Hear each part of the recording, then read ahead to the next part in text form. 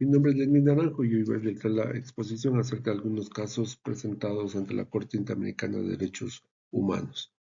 Cuando pensamos en derecho internacional, a menudo imaginamos a grandes potencias dictando las leyes o las normas, pero en esta ocasión voy a analizar dos países estratégicos del Caribe y Centroamérica que han sentado precedentes históricos y han replanteado el alcance de las reglas globales sobre los derechos humanos. En este caso analizaré algunos, algunas denuncias presentadas relacionadas con Trinidad y Tobago y con Panamá.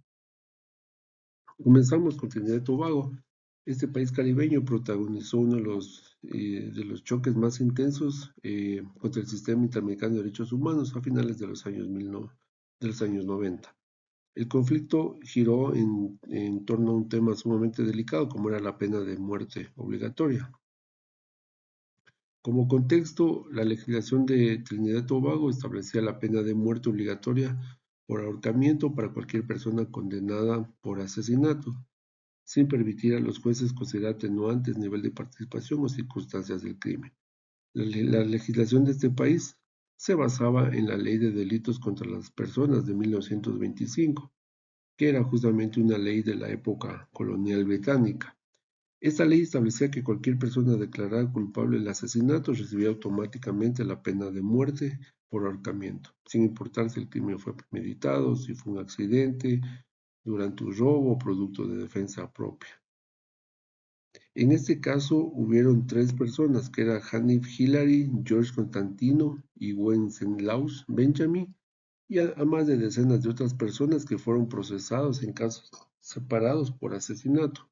En todos los juicios, al emitirse el veredicto de culpabilidad, los jueces locales tenían las manos atadas por la ley y por lo tanto aplicaban la sentencia obligatoria, que era la pena capital.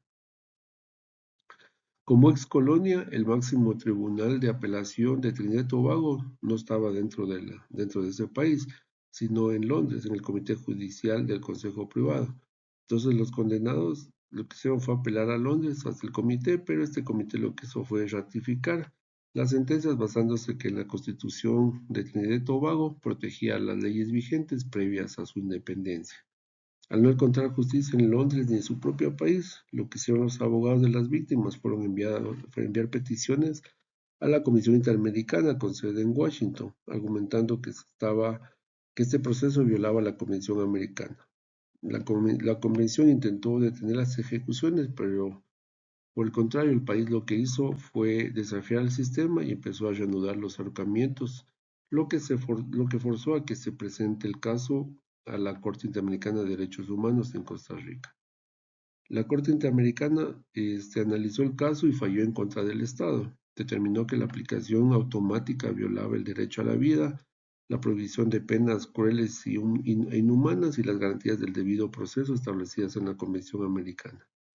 Sin embargo, aquí este caso es atípico, porque Trinidad y Tobago, en vez de asumir estos fallos que eran desfavorables para ellos, tomó la decisión política más bien de denunciar a la Convención Americana sobre Derechos Humanos en 1998, y lo que hizo fue retirarse de la jurisdicción de la Corte para poder mantener su ley intacta y en este caso pues continuar con las ejecuciones de las personas ya condenadas. Este es un caso referente sobre el conflicto entre la soberanía del Estado y las obligaciones interamericanas de derechos humanos, porque como menciono, este país no acató estas resoluciones, más bien lo que hizo fue excluirse del alcance de las mismas. No obstante, en la actualidad la pena de muerte se mantiene vigente en el ordenamiento jurídico de ese país y de lo que consulté, la última ejecución se llevó a cabo en 1999. Por otro lado, analicé también dos casos de Panamá. El primero es el caso Baena Ricardo y otros del 2001. ¿Cuál es el contexto de este caso? En 1990, tras una serie de protestas sindicales, el gobierno panameño despidió arbitrariamente a 270 empleados públicos, aplicando una ley con efecto retroactivo y acusándolos de atentar contra la democracia. Básicamente, en 1990, tras la caída del régimen de Manuel Antonio Noriega, por diciembre de 1989, asumió la presidencia Guillermo Endara y el país empezó a atravesar una crisis económica y una crisis también social, lo que generó en un descontento de la clase trabajadora. En este caso, a inicios del mes de diciembre de 1990, se presentaron diversas huelgas, también paros sindicales del sector público, un paro nacional y un sinnúmero de protestas, a lo que se sumó también una huelga a nivel también de la policía. El 14 de diciembre de 1990, el gobierno aprueba una ley, la Ley 25. Esta ley, en cambio, tenía como alcance que le permitía al Estado destituir a los servidores públicos que hubieran participado en acciones contra la democracia. El problema fundamental fue que el gobierno aplicó esta ley de forma retroactiva y despidió a 270 líderes sindicales que habían participado en huelgas días antes, cuando la ley ni siquiera existía.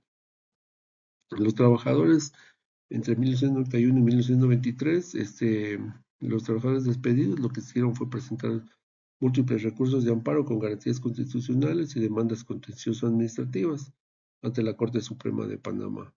Argumentaron que la huelga no era un golpe de Estado y que no se les dio el derecho a defenderse. Sin embargo, la Corte falló a favor del gobierno y declaró que la ley era constitucional. El paso de la jurisdicción internacional aquí, con las pruebas de que la justicia panameña les cerró las puertas, no les permitió defenderse, estos trabajadores lo que hicieron fue acudir a la Corte Interamericana de 1993 e iniciar un proceso diplomático que al fracasar derivó ya el juicio ante la Corte Interamericana de Derechos Humanos en 1998. ¿Cuál fue la resolución de la Corte? Esta condenó a Panamá ordenando la reinstalación de los trabajadores y el pago de salarios caídos. En este caso, esta es una de las sentencias que se aplica en cambio en materia laboral, ya que definió que los alcances del principio de legalidad, definió también la retroactividad de las leyes penales o sancionatorias y la protección a la libertad sindical por parte del Estado. El otro caso es el caso de Eliodoro Portugal. Esta persona fue un dirigente sindical panameño, víctima de desaparición forzada en 1970 durante la dictadura militar.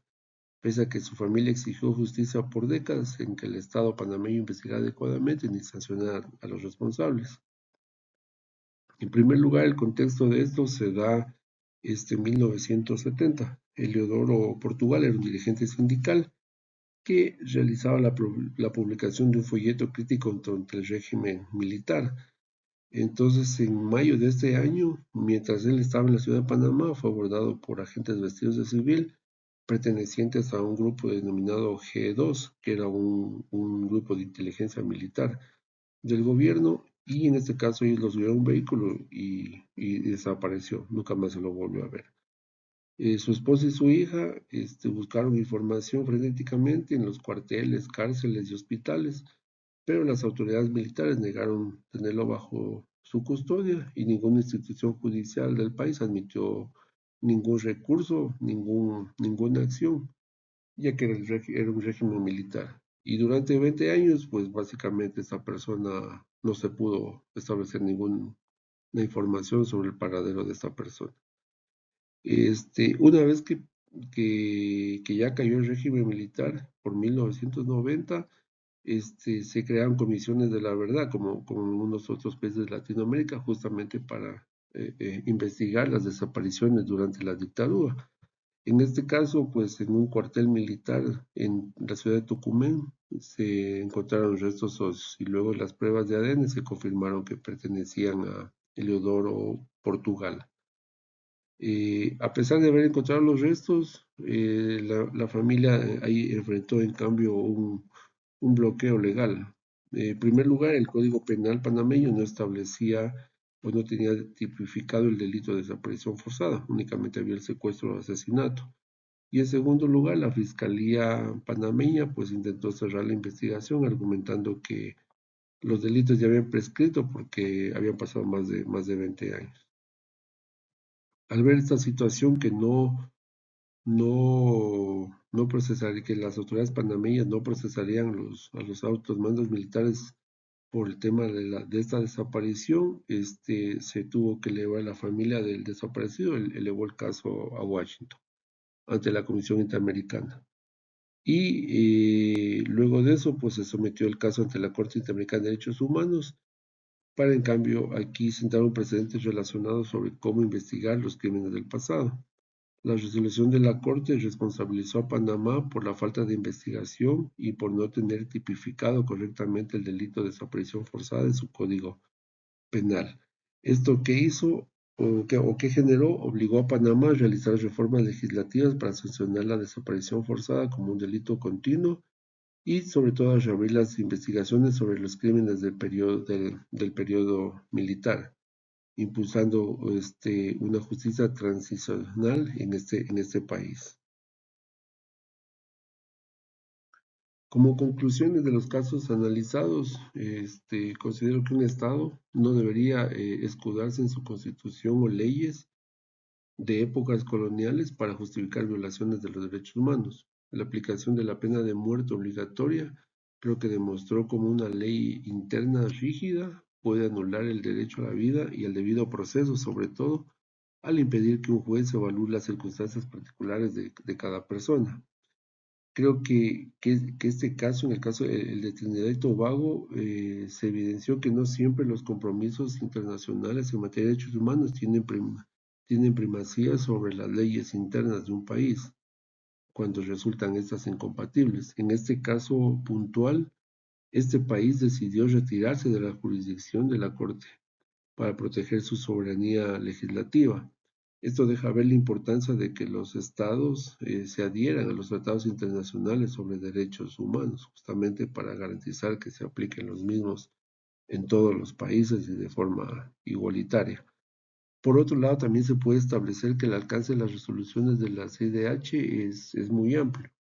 Inicialmente se la vinculaba solo con el tema de derechos humanos, pero estas resoluciones también pueden llegar a establecer límites estrictos al Estado, incluso, por ejemplo, el tema en tiempos de crisis políticas, como es el primer caso analizado de Panamá y la aplicación retroactiva de una norma, lo que constituye una violación flagrante al derecho, al principio de legalidad. El impacto internacional de estas resoluciones creo que es muy importante porque se extiende el escudo protector de derechos humanos, como mencionaba, al ámbito laboral y también al derecho administrativo. Por último, considero que en conjunto estos casos y los otros casos ecuatorianos que hemos analizado en clases, creo que consolidan en la región lo que algunos autores señalan como el control de convencionalidad, es decir, la doctrina que obliga a los jueces, legisladores y funcionarios de cada país a no mirar únicamente sus leyes locales, sino asegurarse de que cada decisión, despido, condena o investigación penal justamente está alineada a estos tratados internacionales, como son las resoluciones emitidas por la Corte Interamericana de Derechos Humanos. Hasta aquí sería la presentación del análisis de los casos.